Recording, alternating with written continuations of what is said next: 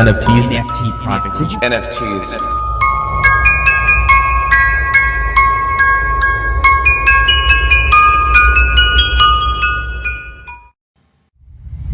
Hello guys, स्वागत है आपका 7 महीने बाद। टाइटल तो हमने देख के आपको पता ही लग गया होगा कि मैं क्या कर रहा था। 7 महीने से वीडियो नहीं डली है, जनवरी से शॉर्ट वीडियोस भी ढंग से नहीं डली है, पूरे साल में सिर्फ यही कर रहा था। क्यों? ये एक लंबी कहानी है और मैं तुम्हें सुनाऊंगा।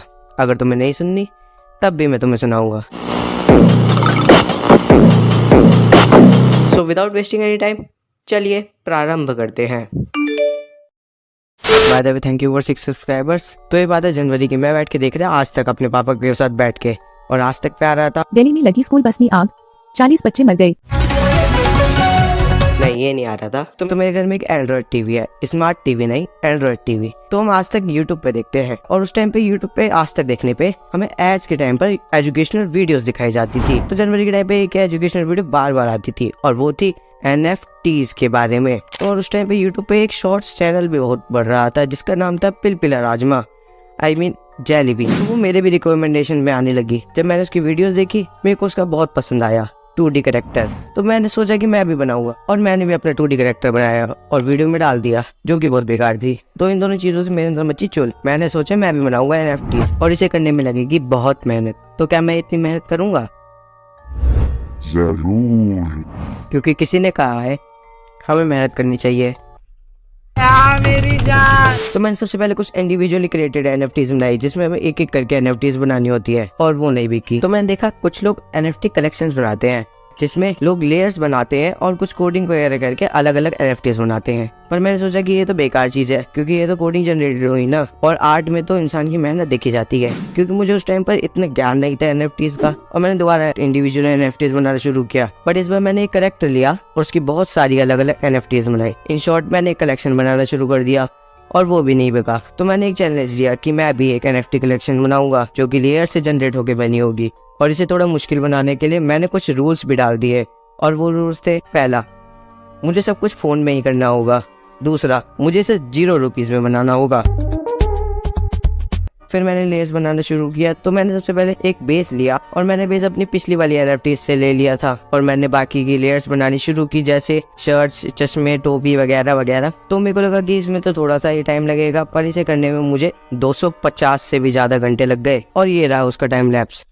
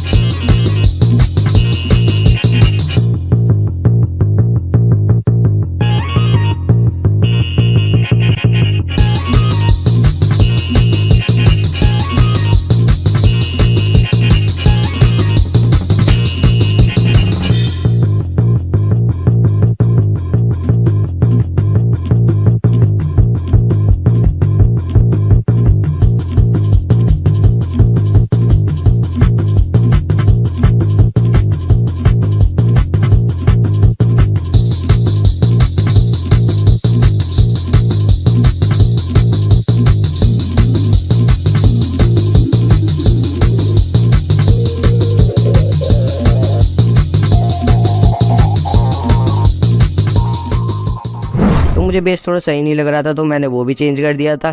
और अब मुझे याद आया कि मुझे अपनी NFTs को प्रमोट भी करना होगा, और NFTs को प्रमोट करने के लिए हमें सोशल मीडिया पे आना पड़ता है, और NFTs के लिए ट्विटर सबसे ज़्यादा चलता है।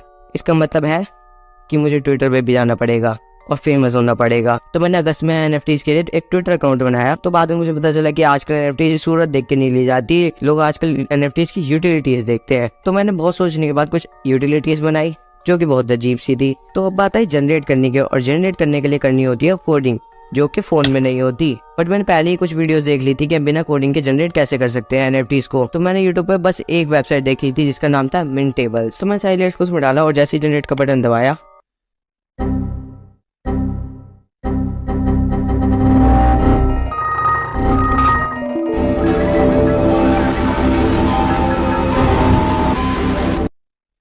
मेरा फ़ोन क्रैश हो गया और बार बार करने पर भी मेरा फ़ोन क्रैश हो रहा था। तो मैंने एक दूसरी वेबसाइट ढूंढी जिसमें हम फ्री में 100 NFTs जनरेट कर सकते हैं। तो मैंने लेयर्स 160 से ज़्यादा बनाई थी क्योंकि मेरा प्लान था कि मैं 10,000 NFTs का कलेक्शन बनाऊंगा, बट मैं 100 पे आ गया था। और 100 NFTs की लेयर अगर मैं 20 या 30 भी बनाता तो आराम से बन जाती और मुझे ज़्यादा से ज़्यादा 70 से 80 घंटे लगते बस। इन शॉर्ट मैंने बहुत सारा टाइम वेस्ट कर दिया फालतू में। तो एक NFT कलेक्शन के लिए हमें एक वेबसाइट भी बनानी होती है जिसमें पैसे लगते हैं, बट मैंने वो फ्री में बना ली। तो बहुत सारी NFTs एक साथ अपलोड करना, वो भी फ्री में और फ़ोन में, इम्पॉसिबल है। मैंने बहुत टाइम इस पर रिसर्च करी और बस मेरा टाइम वेस्ट हुआ। तो मैंने वो 100 NFTs एक एक करके अपलोड करी और मैंने NFTs OpenSea नाम के मार्केट प्लेस पर डाली जिसमें बेसिकली हम NFTs को बेचते हैं। और NFT कलेक्शन लॉन्च करने के लिए हमें थोड़ी बहुत हाइप बिल्ड करनी होती है, जिसके लिए मैंने NFT कलेक्शन लॉन्च होने के कुछ दिनों पहले 2 ट्रेलर्स डाले जो कि थे ये।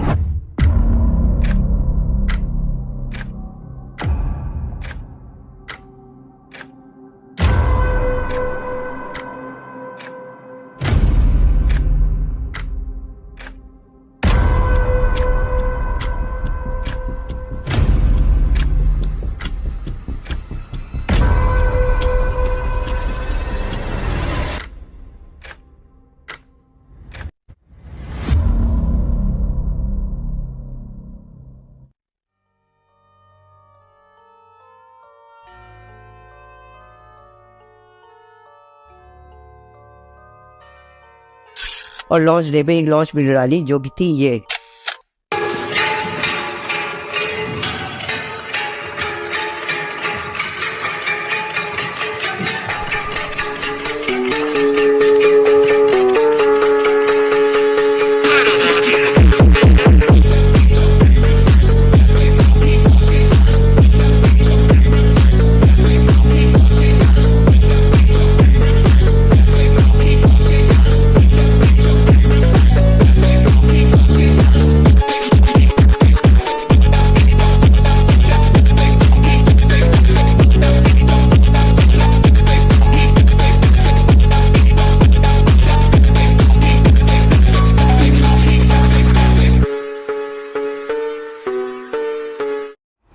तो मैंने बहुत सारे वेज अपनाए ट्विटर पे रीच पाने के। जैसे मैंने कंसिस्टेंटली ट्विटर पे कंटेंट डाला और मैंने रोज कुछ लोगों को ट्विटर पे GM बोला। तो NFTs पे ये सब चलता रहता है शॉर्ट फॉर्म में, पता नहीं क्या क्या चलता रहता है। तो मैंने अपने ट्विटर अकाउंट में बहुत अजीब सी चीज करी कि कोई भी अगर मुझे फॉलो करेगा तो उसके DM में उसे एक thank you for the follow का कार्ड मिलेगा with his own user name. तो एक बंदे को वो चीज बहुत पसंद आई, तो उसने बताया कि वो एक नई कम्युनिटी बिल्ड कर रहा है और वो शुरू में फ्री में NFTs प्रमोट कर सकता है। तो मैंने उसे बोल दिया कि वो फ्री में कर रहा है तो मेरी भी कर देगा, फ्री की चीज कभी नहीं छोड़ते। तो मैंने अपना NFT कलेक्शन लॉन्च करा 27 नवंबर को, जिस दिन मेरा बर्थडे था। पूछा किसी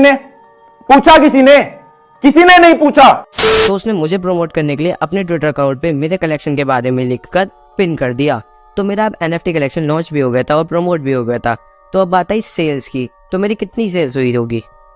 मेरी 100 की 100 NFTs बिक गई and I made around 10 lakh rupees. Just kidding, मेरी एक भी सेल नहीं हुई। बट फिर 29 नवंबर को रात के 11 बजे उसी बंदे ने जिसने मेरे NFT कलेक्शन को प्रमोट किया था, तो उसने मेरी एक NFT खरीद ली जो कि 3 मैटिक की थी। और सॉरी, मैं ये बताना भूल गया कि मैंने ये पॉलीगॉन में बेची थी। मैं बहुत ही बुरा हूँ स्टोरी टेलिंग में। तो टैक्स वगैरह कटने के बाद मेरे पास 2.925 पॉलीगॉन्स आए जो कि बेसिकली $2 था। तो फिर अपने NFT कलेक्शन को प्रमोट करने के लिए 1 महीने तक ग्राइंड करने के बाद मुझे पता चल गया कि ये कभी नहीं बढ़ेगा।